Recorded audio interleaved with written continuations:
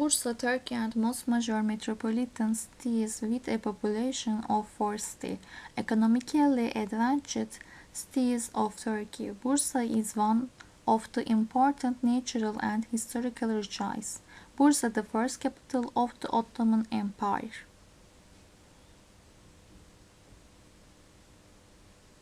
Sultan Palace was presented to him by the municipality of Bursa Atatürk's second visit to Bursa.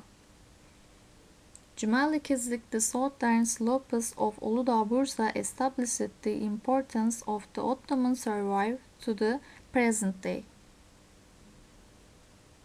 Therein lies the founder of the Ottoman Empire, Osman Gazi.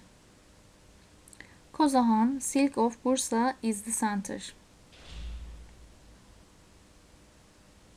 Pulse of the Grand Bazaar is the place where shopping and commerce. Bursa Ulu Mosque, the largest and most congregations of the mosque in Bursa, after winning the Battle of Nibolu, Sultan Yıldırım Bayezid has been constructed. The tomb covered with green lace overlooking the green tomb, name given by the people.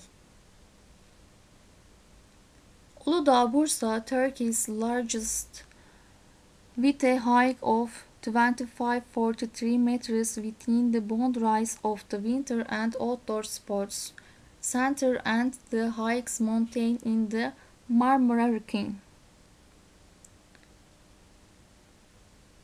Here, Hacivat Karagöz. While the meals must be eaten in Bursa, İskender kebabs, İnegöl patates, Kemalpaşa sweet, Çiznat.